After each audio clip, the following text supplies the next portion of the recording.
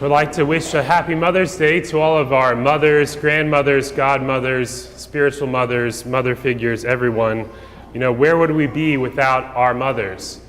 They have given us natural life. They've also, in most cases, given us supernatural life through the faith.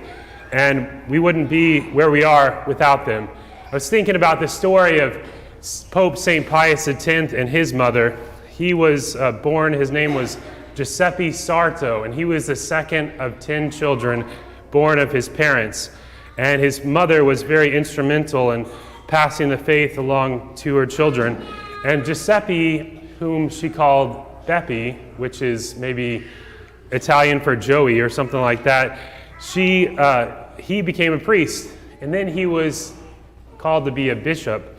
And after he became a bishop, he went to visit his mother. I suppose his father had already been deceased at that point. And he showed his mother his episcopal ring, the ring that bishops wear on their right ring finger. And she took his hand and she kissed his ring, honoring him. But then, and I don't know how she said this, but this is how I would have said it if I was her. But she said, "That's a very nice ring, Giuseppe, but you wouldn't have it if I didn't have this one." And she held up her wedding band to him. And it's true, where he wouldn't have been there if it wasn't for his mother and his mother's influence on him. So today I just want to talk a little bit about how we transmit the faith to next generation. And I have a book that I read recently, and I want to share some insights from it. It's called Handing Down the Faith: How Parents Pass Their Religion On to the Next Generation.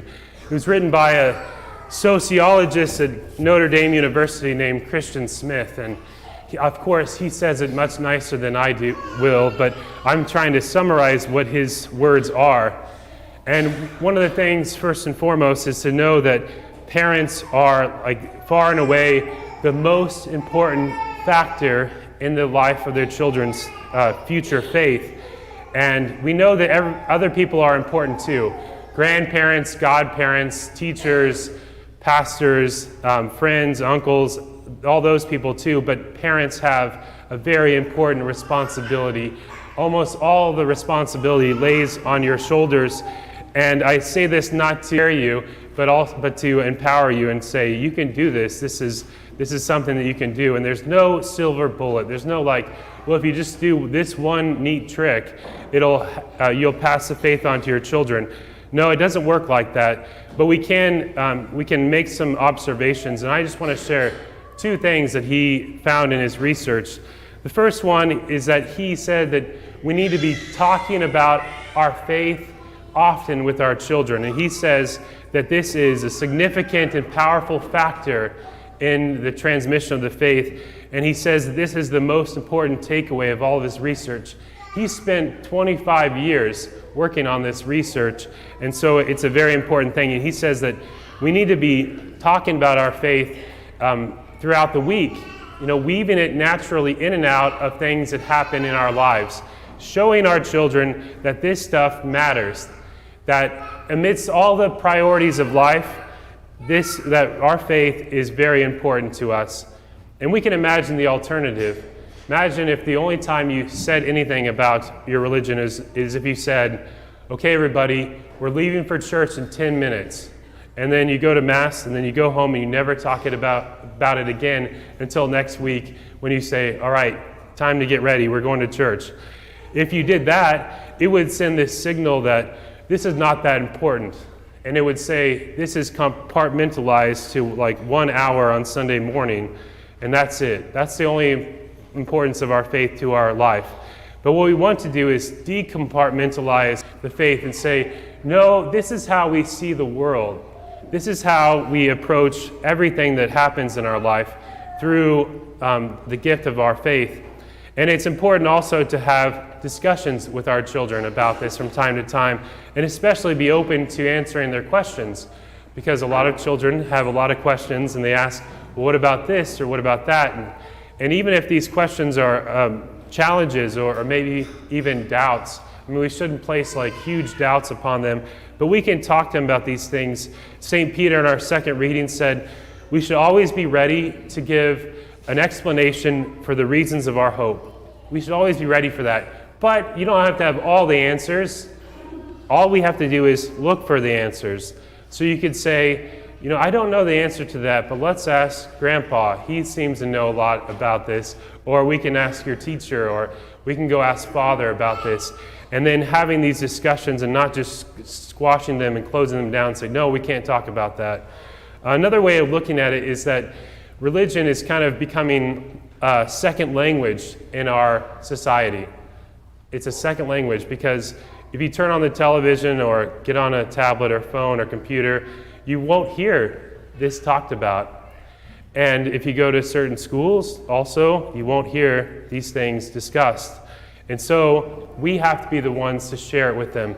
Because if you are trying to teach your children a second language and they only heard it for 1 hour a week, talked by someone else, it wouldn't be successful. It needs to be something that we also speak about to them and share with them. So that's the first and most important thing, is talking about the faith day in and day out throughout the week. The second thing is about how we parent, parenting style. And the people that study these things say that there's like 4 categories of parenting. Maybe you've heard this before. There's authoritative, authoritarian, permissive, and passive. Authoritative means that you have high expectations, but you also have love and warmth and effective, warmth to your children. Authoritarian means that you have the rules, but not the warmth. Maybe it's a little cold. Permissive means there's lots of warmth, but no rules. And then passive means you don't have any of that. So you can guess which style is the most effective at passing on the faith. It is the authoritative style, that children need to know their parents' authority and to have guidelines and expectations, but they also need to know that they'll always be loved and that we will care for them. And this is what Jesus taught us, right? This is how he taught his disciples. He always had infinite love, but also very high expectations. Greater love has no one than this, to lay down his life for his friends. But he also said, you must deny yourself and take up your cross daily and follow me. And so he perfectly combined justice and mercy. And that's what we should do too if we're going to successfully hand on this. That's an important style of parenting. And so you may say, be thinking to yourself, well, my children are out of my house, and so they're out of my control. But the truth is, they'll always be your children, right? And you'll always be their parents. You don't age out of being a mom or a grandmother or something like that. And so you can always have an important effect on their life. Maybe not the same way as when they're young, but you can still talk to them from time to time and be a good example. And you can pray for them. St. Monica, when her son Augustine was far from the Christian faith, she went to the bishop, St. Ambrose, and he told her, speak less to Augustine about God and more to God about Augustine. Pray for your child. Obviously, you should speak to them at times, but do more praying than you do speaking to them if they are adult children. And so it's very important, in conclusion, to hand on our faith to the next generation, because future generations depend upon this. If we don't pass it on, our great-great-grandchildren will not receive it. And so we needed to do this. We shouldn't be discouraged. We should just take the advice and try to put it into practice, speaking about our faith and having the authoritative parenting style, and most of all, realizing that we're not alone, that God is here to help us, that he loves our children more than we do, that God sent his son Jesus for their salvation, and that he has poured out the Holy Spirit upon us, whom Jesus called the Advocate, the Spirit of Truth, and he can lead us and guide us and help us. And so, yes, parents are so important. It's a great task. It's an important task. It's also something doable, and you have my prayers and my support. I'm not very good at babysitting, but I can give you other types of help and support. So please, if I can do anything, let me know.